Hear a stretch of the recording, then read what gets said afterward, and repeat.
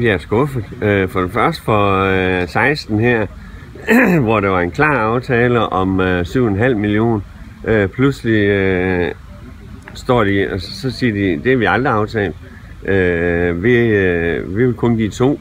Så fik jeg dem så talt op til 4 millioner. Men der mangler stadigvæk 3,5 millioner op til det, de lovede i sin tid. Jeg ved godt, de sagde, at vi kan ikke love noget, for vi må kun 1 år ad gangen.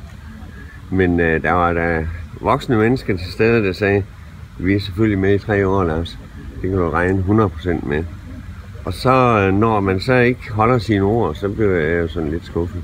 Ja, for det pressemøde, der skulle være en glad nyhed om, at turneringen bliver i Danmark, det bliver også lidt et angreb og en trussel mod at flytte det fra Nordjylland. Det er ikke en trussel, det er en konstatering. Hvis ikke man kan finde økonomien her, så må vi prøve at se, om vi kan finde den anden sted. Altså det bliver ved med at være fonden Made in Danmark, der skal organisere det hele, og lige meget hvor det bliver i Danmark.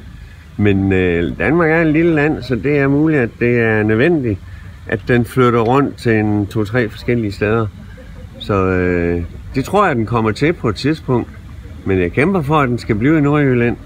Men jeg har ikke rigtig mine makker i Nordjylland med. Jeg kæmper for Nordjylland, for pokker. Du bruger den her vending, at guld kan købes for dyrt. Det er også dit center, det her. Det er vel også din interesse på den måde, at den her turnering promoverer lige præcis de her baner. Det har jeg aldrig nogensinde lagt skjul på, at det er godt for Himmerland. Men det er også godt for regionen, at der kommer flere turister.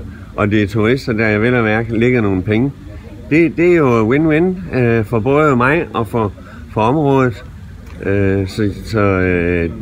Det har jeg ikke nogen problemer med. Det er da bare dejligt, at vi får skabt flere turister til Nordjylland. Du taler om, at nu skal I jo forhandle igen næste år. Du har tilbud for op til flere regioner, op til flere kommuner. Hvad skal du have i Region Nordjylland, hvis du skal blive her? I 100 år, som du vist kom til at sige. Det vil jeg snakke med Region Nordjylland og Aalborg Kommune om. Men det er jo egentlig op til dem, hvor meget de vil, om de vil noget. Som det ser ud nu, vil de ingenting. Men lad os nu se, tiden læger mange sår, så det kan også godt være, at man kan komme på andre tanker, og når man lige får en ordentlig økonom til at regne tallene igen, fordi så er det den fedeste forretning, jeg nogensinde har oplevet. Det er bedre end at drive jysk og drive Made in Danmark i Nordjylland, men det ved jeg ikke. Det er de ikke kunne regne ud i hvert fald. Men kort igen, altså for lytterne, de stiller jo det spørgsmål og siger, at de har i hvert fald nok læst en gang i avisen lidt om, hvad du har, og hvad du har holdt under det her indtil nu. Har du ikke de penge selv, der skal til for at drive det her videre, også mere end bare 17? Jo, det har jeg da i hvert fald. Hvorfor så ikke? Jeg kan som sagt drive det i 100 år, hvis jeg vil. Hvorfor så ikke det? Jamen, det er jo en dansk folkefest. Som jeg før var inde på, så kan man købe guld for dyrt. Altså, jeg vil da gerne have så mange sponsorer, så mange forskellige med ind over det. De giver også noget til alle. Men jeg kan ikke, og vil ikke.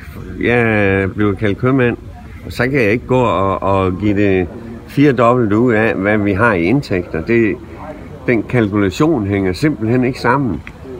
Fordi det kan være, at vi tjener et par millioner i Himmerland på det på årsbasis, men hvis vi så skal give 10 ud, jamen den holder jo ikke.